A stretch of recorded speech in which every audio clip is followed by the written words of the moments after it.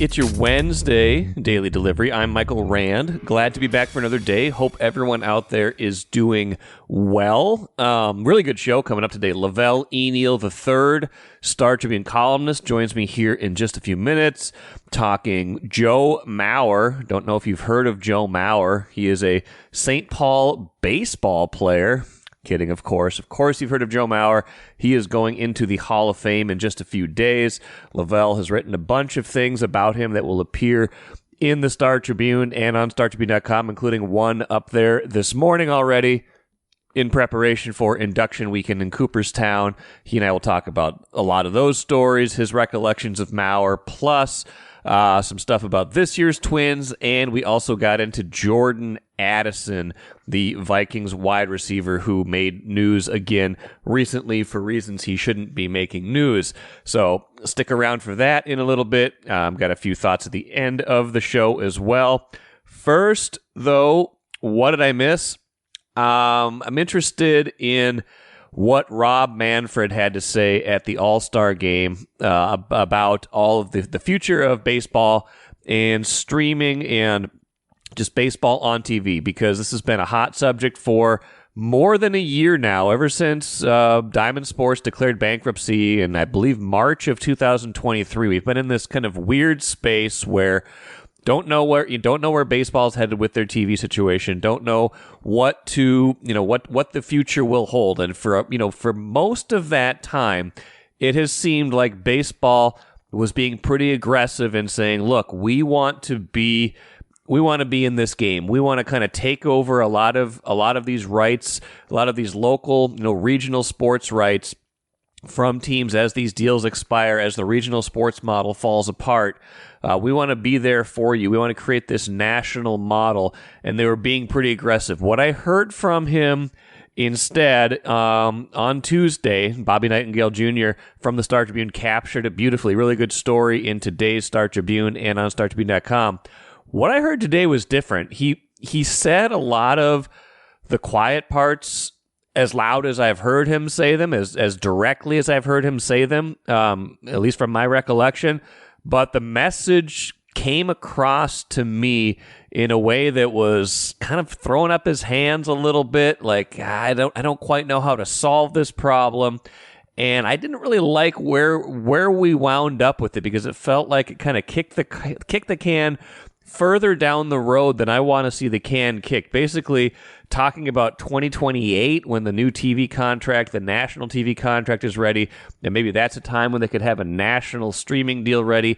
And in the meantime, basically saying it's up to the teams to figure out the best deal for them. It's kind of like when there's a thorny issue politically, and the government says, you know what, let's let the states decide. That's kind of what this feels like. It kind of feels like they're saying, you know what, we're not going to make you do one thing or the other. We're going to say, go ahead and try to do the best thing for you. The problem with that is baseball is making a disingenuous offer, in my mind. So here's some of Rob Manfred's quotes from Bobby Nightingale Jr. He said, "We have said to clubs, we're available to you as an alternative. If in fact your rights are up, you find an RSN, Regional Sports Network deal, whether it's with Bally's or someone else, or for that matter, an over-the-air deal that you like, they are your local rights. God bless you. Do what you want to do." That's not what they've been saying for a while. Unless I'm mistaken, that does not feel like the same messaging. They've been more forceful behind the scenes saying, hey, we want to accumulate as many of these rights as possible. We want to be aggressive in doing that.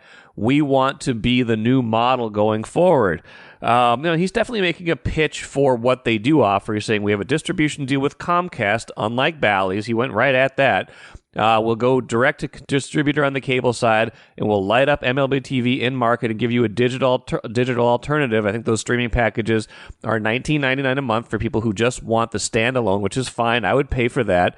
We think that will increase our reach in terms of giving people who have cut the cord the opportunity to watch local games. And I would agree with that. All of this is kind of what they've been saying all along. This is what we have to offer. What's new is basically saying that basically it's not a viable business model right now. He's saying, the three markets that have gone with MLB TV, I think Arizona, San Diego, and Colorado. San Diego's got the most digital subscriptions, close to 40,000. But Manfred's saying we've had real success on the digital side. Having said that, from a revenue perspective, it is not generating what the RSNs did. The RSNs were a great business. Lots of people paid for programming they didn't necessarily want. It's hard to replicate that kind of revenue absent that kind of bundling concept. So, yeah, what they're offering is maybe more reach, but if they're not offering more money yet, if they haven't stabilized the kind of business to get to the point where what they're offering teams to switch is anywhere close to what they could get in the RSN model, it's not going to work, right? Like what has to happen, I guess, is for the RSNs to fall far enough that the money is close enough that the teams would say, look, we want the stability. We want to be able to make sure our games are available on all the cable systems, unlike, right now where Comcast subscribers in the Twin Cities can't get Twins games and haven't been able to get them for 2.5 months. But if you're the Twins and you look at it and you say, look, we've got a payroll to meet. We've got players we need to pay. If we have to take a massive, haircut on how much money we're making for local TV, and you're telling us, here's an option, but we're not even close to the money, is it a genuine offer? I don't know. I think baseball's got to come up. They got to figure out a way to make this more viable for the teams. Otherwise, it doesn't feel like a real offer. But this is the last thing Manfred said in the story. He said, maybe a different issue when we get more prepared to go back to market in 2028. But certainly in this interim period, it's up to the clubs to make a judgment as to whether the alternative we're offering is the best one or whether there is another better alternative on the market. I'm big on the idea. We want them to do something. If we think we have a model that really works, we've got to be the best, just like any other business. Exactly. But right now, what you're offering is not the best. How do you tell a team? How do you tell teams, go take what we're offering? It's less money. It's a little bit untested. You're going to get more exposure. Teams are going to probably choose the money at the end of the day. I think a lot of teams have so far, probably including the Twins in 2024 when they re-upped with Bally for another year.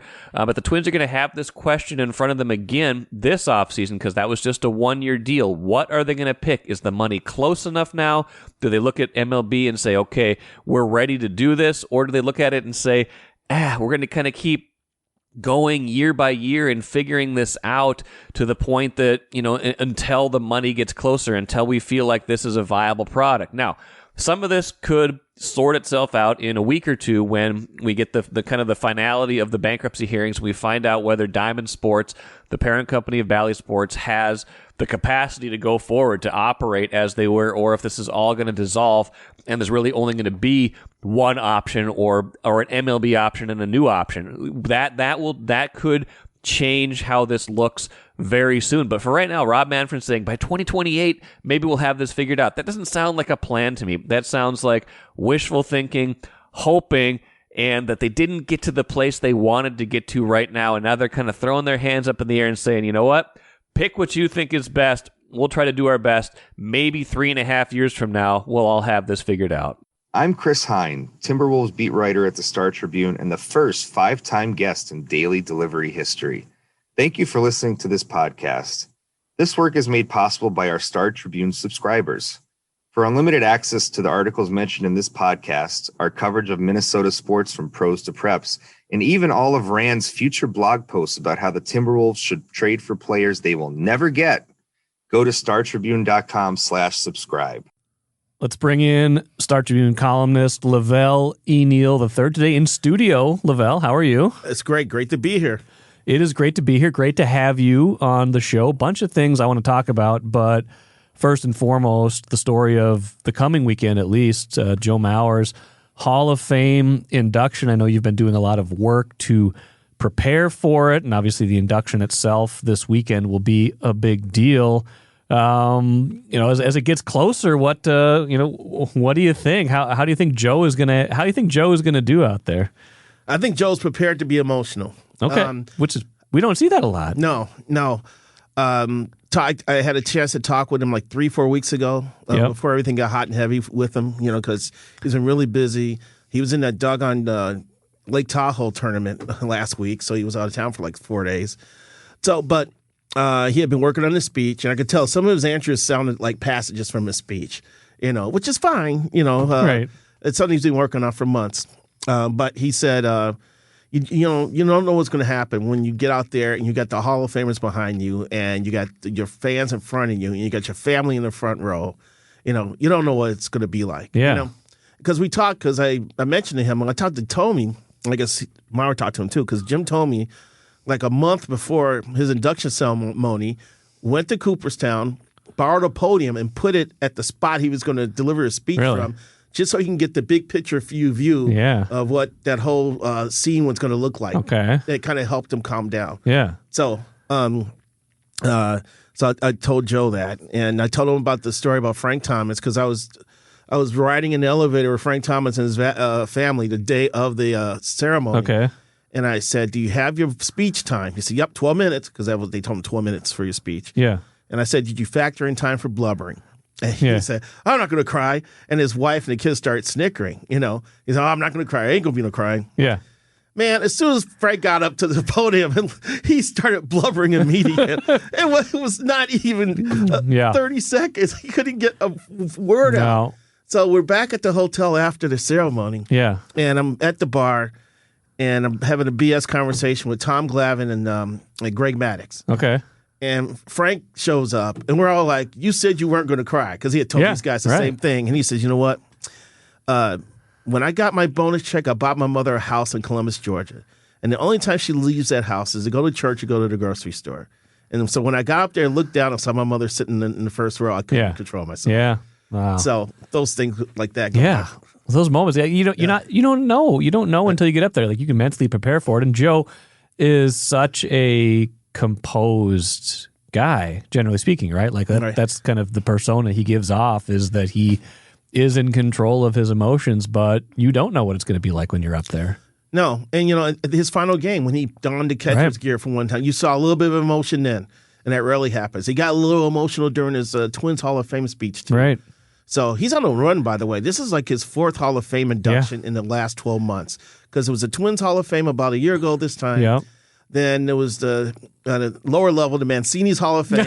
But it's a real lengthy Hall of Fame. It goes back 50 years, and it sells out every year. Yeah. He just was inducted 2 weeks ago into the National High School Sports Hall of Fame with Tequila Spikes and Tyrone Wheatley.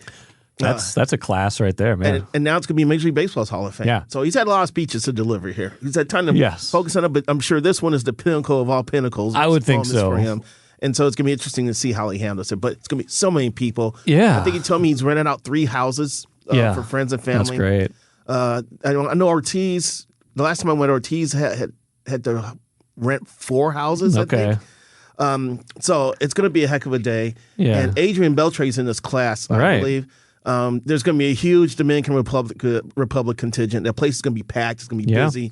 And the way the Dominicans tore up Cooperstown, I'm not saying they actually physically tore it up, but in terms of having a good time and partying, they took over Cooperstown. Okay. When Big O got in. I can't wait to see what happens with Beltre. Well, Beltre was a great player, obviously, too, Hall of Famer. But, Mauer, it was, I think a lot of the talk, obviously 6 months to a year ago, is he going to get in the first try? Like, is he a first ballot Hall of Famer? And then once you get in, like once the voting happens, I feel like there's this kind of period where it's like, hurry up, we're ready for the ceremony now. It's been a little bit, for me, obviously not for you because you've been writing stories and preparing for this, but like for me, it's been a little bit like out of sight, out of mind until now. It's all of a sudden here.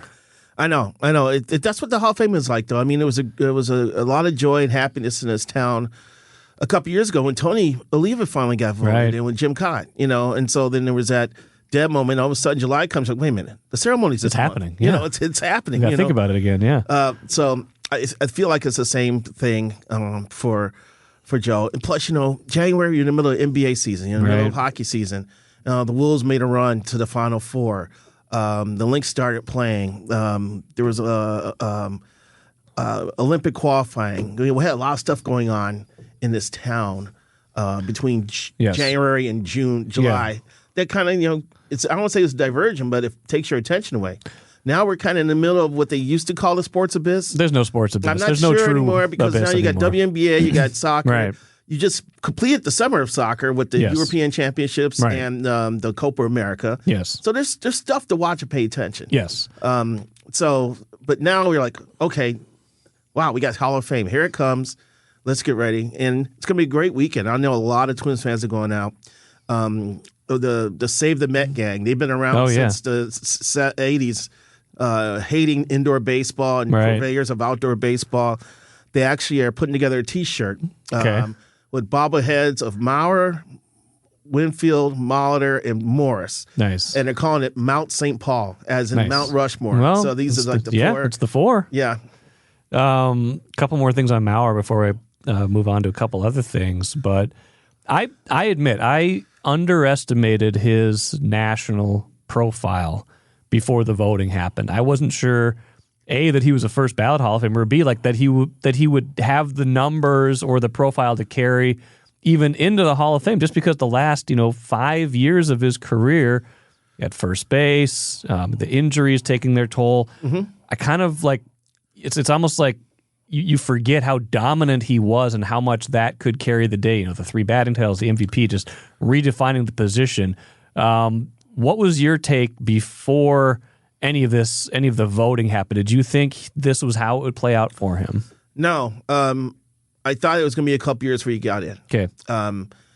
Talking with beat writers across the country and some of the national guys I know, they all said, we're willing to focus on the 10 years as a catcher and overlook the 5 as a first baseman. So I knew that sentiment was out there. I did not know if it was strong enough to get Joe over the threshold. So I thought it may take a couple years before he got in. I was rather surprised that he got in on the first ballot. But that speaks to a couple things. He did things that no catcher ever did. He was the first AL catcher to win a batting title. Yes. Only catcher to win 3 batting titles. Yes. Had one of the finest offensive seasons by a catcher in 2009 when he hit 365 and was the most valuable player. They missed a month of the year. Yes, he missed the first month of the season. That was crazy. Yes. Plus, he's a nice guy. Right. And nice guys get the benefit of the doubt. Right. Kirby Puckett got in. He didn't have huge career numbers, but he was great, and everybody liked him. Yes. Sandy Koufax, everybody liked him. Right.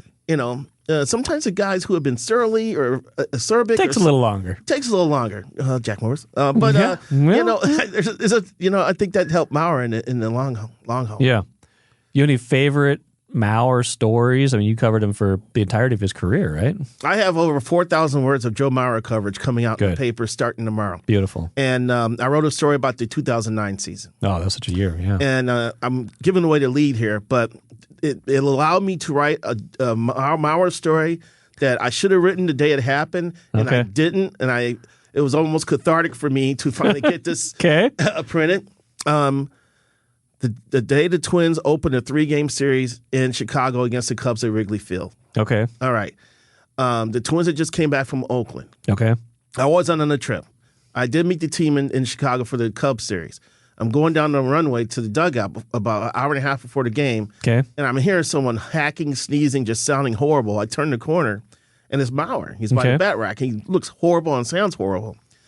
I said, "What happened to you?" He said, "You sound horrible." He says, "I think I caught something on the West Coast." And I said, "Are you going to be able to play today?"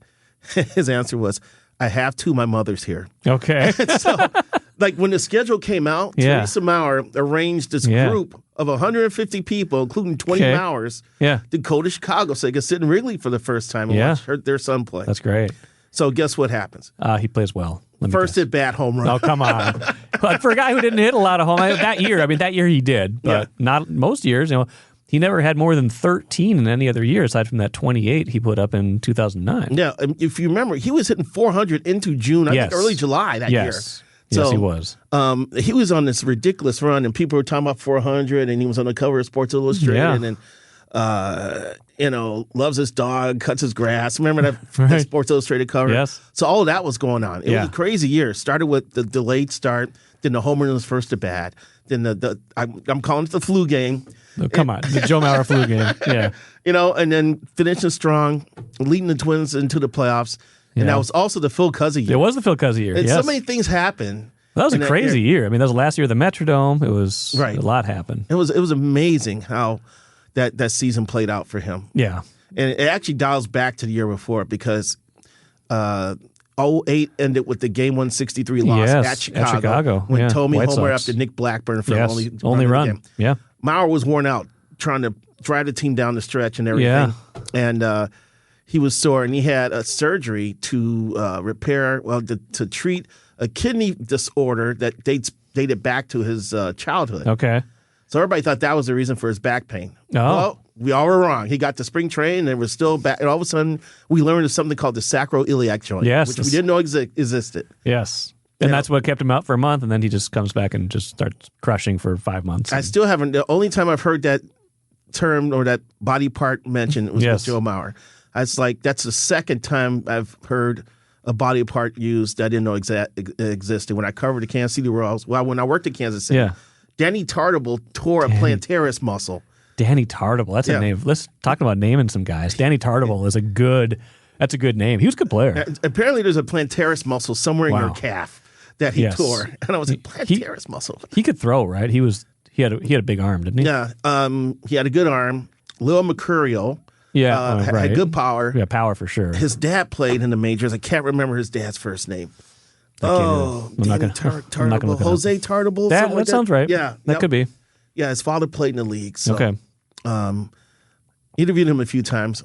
Terse sometimes, funny in the others. He would just go back and forth. Regular athlete. Kind of sounds like. That's a good transition to this year's Twins. They're on All-Star break, obviously, leading into the induction this weekend. They'll play Milwaukee, Saturday? Long break now. It's longer than used to be 5 days off unless you're playing in the game. They got to feel pretty good about where they are, and yet they got to get these weird little injuries. Like Royce Lewis should be back pretty soon. Correa's dealing with the plantar fasciitis in his other foot now. That makes me nervous. Miranda has got the back thing, although that's probably not that bad. And then Buxton slammed into the wall, and he took the last game before the break off. It's like your most important players are a little bit banged up right now, but you got to the break 54-42. You're way better than you were at the break last year. You were a game under last year. Right. They should be optimistic or positive about what they've achieved. Yeah. These little injury bugs are kind of concerning, especially Correa's plantar fasciitis issue. He says it's not as bad as the last year's, which hopefully he's right. I've had plantar, so I understand how long it could take for it to calm down. Because it took me 6 weeks. Got it both feet now too. Yeah, I know. That with it in both feet, which is troubling. So I wonder if he needs orthotics or some sort of arch support to kind of help avoid the inflammation. Because basically it's inflammation of the tendons on the bottom of your foot. Okay.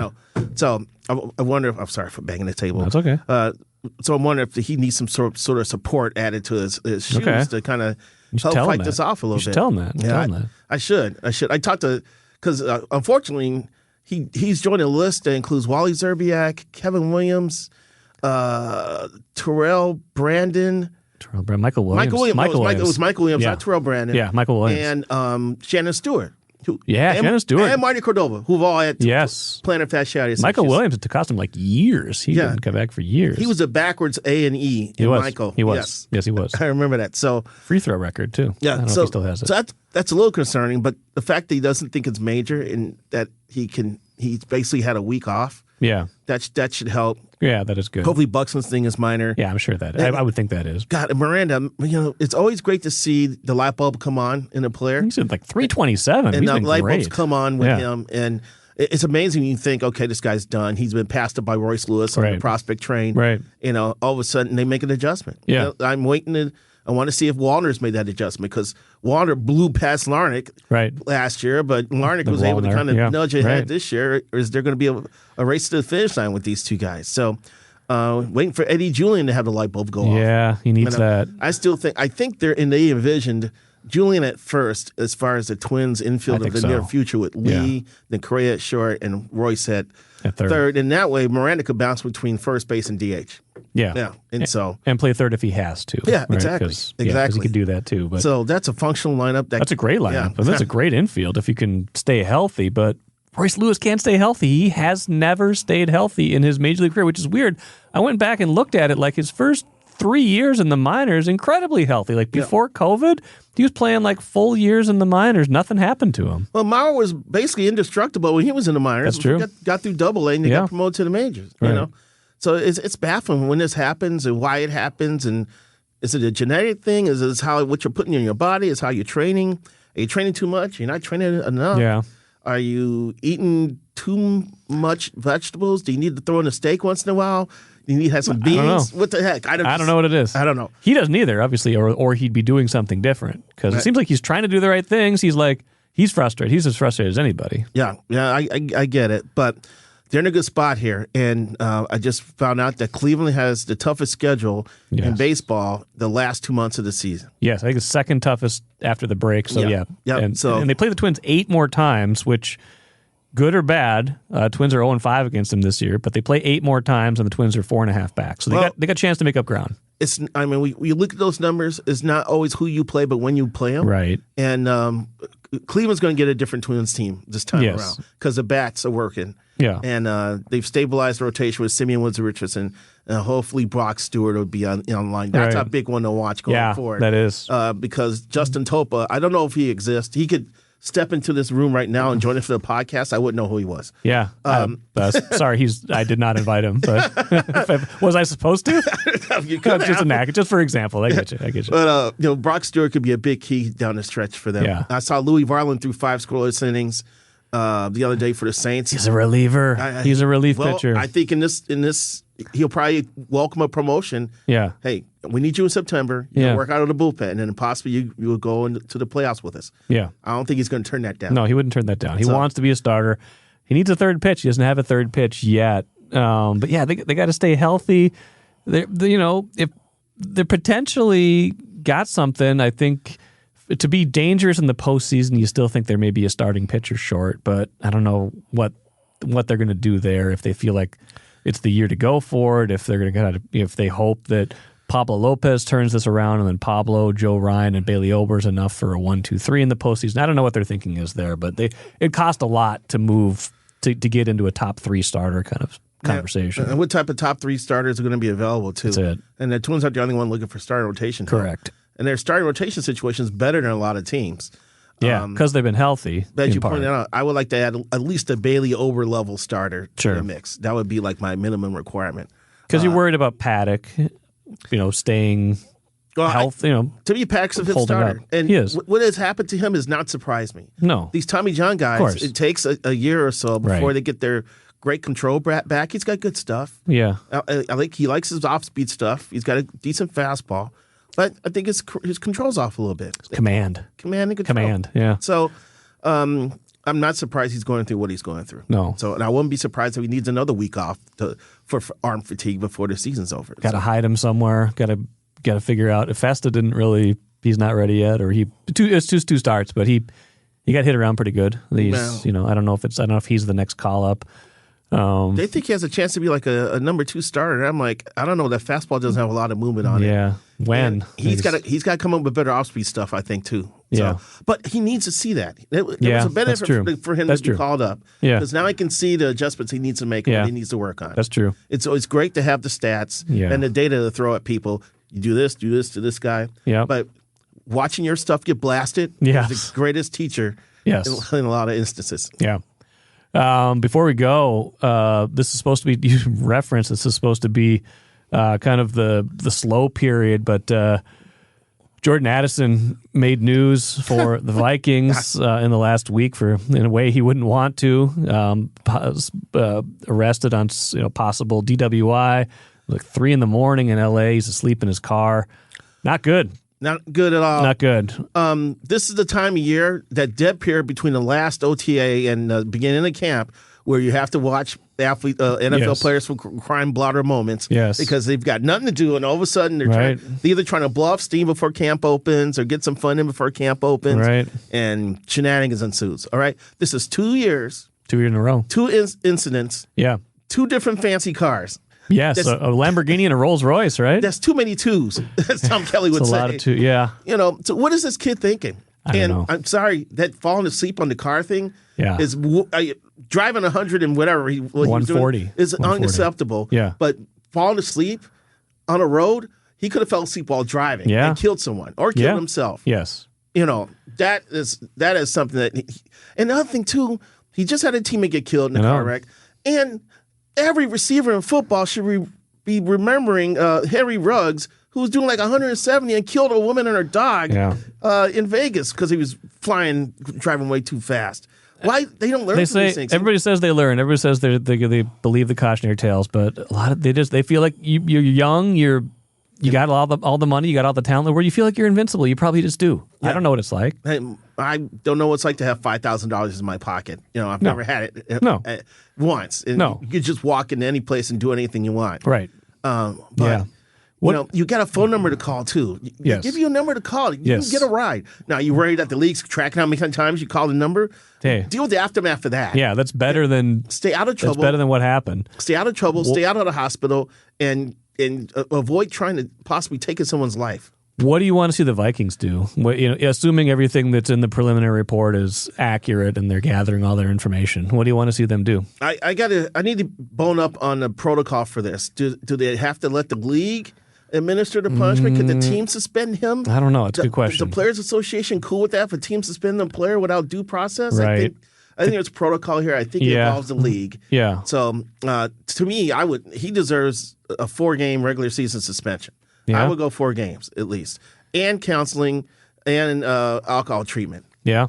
So before he can rejoin his teammates, and he's got to look his teammates in the face. And if I'm the team too, of course I'm in the media, I would demand that you hold a press conference. You sit there for at least 45 minutes and answer questions. I didn't think the team and/or league took the 140 last year seriously enough. I think that's part of what the problem is here. Well, we never saw the dog. Dog emergency. Does a dog really exist? I don't know. What's the We don't dog's know. name? We're still dubious. We're still dubious. Nobody had the guts to ask him about the dog once everything kind of simmered down. I don't think anybody learned about the dog, did we? No. Who was watching the dog while he was in L.A.? Was the dog with him? Was the dog in the rolls? Maybe these are the questions we need to be asking now. I don't know. I just, if that happened, I don't think that's out of line. Like, they're going to, say it's a team decision. Say the league says it's up to you. I don't know if that's true. I doubt it, but that would be, they'd have to swallow hard because they need him badly next year, especially if Hawkinson's not going to play right away. I don't think he's still got the knee injury. He's coming back from that. You're trying out a new quarterback. It's probably going to be Darnold right away. Like, you're going to be struggling early no matter what. You throw it all on Justin Jefferson. That's a good guy to throw it to, but that's a lot. But I mean, the damage he's doing in his career too is that this is going to be a black mark on his record. Yeah, and he should also notice that how much money Justin Jefferson signed for, and a couple of these wide receivers signed for during the offseason, and the money that's at stake if you're a good player in this league. He probably won't get it as a Viking, but if he takes off from where he went last year, he's in the conversation of being a top 10 receiver. Yeah. And that means you're getting at least $30 million a year now. Yes. Yeah, exactly. So he's threatening all of that. Yes. But the thing with Jefferson too is Jefferson, reputationally off the field stuff, like you haven't heard a single thing about him. At all. He hasn't really been controversial. He's been smart enough or savvy enough where it's been coached enough to straddle when they were asking him about his cousins and stuff, his contract situation. Yes, and the contract. I think the only thing that he said was, "I'm in a unique situation," was what basically was saying, "I'm a badass. I need to be paid like one." Right. Yeah, he found a great way. He knows what his worth is. Yeah, that was not controversial. That was just like, he doesn't. Yeah. So in terms of reputation, the only thing I've heard is that he plays with the neighborhood kids. He's throwing footballs around with them. Okay. Great. That's the type of guy you want. You got the type of guy you want around. Yeah, something's got to happen this offseason. They got to get to Addison because he didn't learn from what happened last year, because otherwise he wouldn't have done this, assuming, again, it is all true. Lavelle, when do you head out? I leave Friday morning. Okay. I think some Joe Mara content's coming up later this week. Yes. And definitely on Sunday. Yes. There's going to be I'm going to write an additional Maurer-centric column now that wasn't planned. Okay. That'll be in Thursday's editions. Okay. Online Thursday. Online. Yeah. So, and then of course there'll be coverage from Cooperstown all weekend long. Okay. Going into Monday. So this is Hall of Fame week, and it's a great week for Twins fans. It's a great week for the state of Minnesota. It's a great week for St. Paul. Yeah. Whoever decided that we're going to invest in youth sports in the city of St. Paul was a genius. Yes. Because it's turned out four Hall of Famers who grew up 3.5 miles That's from amazing. each other. I mapped it. measured You out mapped the it. distance. I Yes. started at Jack Morris's house off Saratoga and Randolph, and went up around Randolph, drove past Cretan-Durham Hall, Okay. drove past Molitor's place because he grew up Portland. Okay. 8 blocks north of Molitor was Winfield. He grew Crazy. up Oxford, Yeah. right by the Oxford playground, and crossed I-94 and stopped at Van Buren and Snelling, and that was where Maurer grew up. Yeah. You could do that like a riding lawnmower. It doesn't take you that far to get to 3.5 miles. That's crazy. And Maurer did not grow up in a great neighborhood. No. As someone who's had a couple beverages at Allery's and has been half the St. Paul police force, they were like, we were amazed they stayed in that neighborhood because it was like in the middle of crack wars at the time. Wow. But they refused to move, and they liked being in that area. Okay. And now it's part of the Cooperstown corridor, which I called it in the Cooperstown paper. Corridor. Cooperstown Corridor. I like that. We will, of course, read everything you have written for this. Lavelle, appreciate it. Enjoy the weekend in Cooperstown, and we'll catch up to you soon. Thanks for having me. Great stuff from Lavelle. Like I mentioned before, Lavelle's got a piece up on StarTribune.com right now, kind of talking about the 4 Hall of Famers from St. Paul: Joe Mauer, Jack Morris, Paul Molitor, and Dave Winfield. More to come on that. And that brings me to the cooler. Just looking at StarTribune.com this morning, I always browse our own website to figure out what I should be talking about, what's kind of what the big stories of the day are in Minnesota.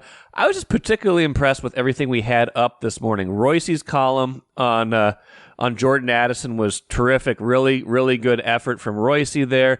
Lavelle's piece on the Hall of Famers. Really enjoyed Sarah McClellan's piece on the Wild's 4th-round pick, who talked about being the steal of the draft. Like, a lot of good reading for you today. So go check that out. Maybe even more so today than every other day, but certainly every other day is worth your while as well. That will do it for me today. Chris Hine expected to join me on tomorrow's show to talk a little bit of Wolves. He's out there in Vegas watching Summer League action.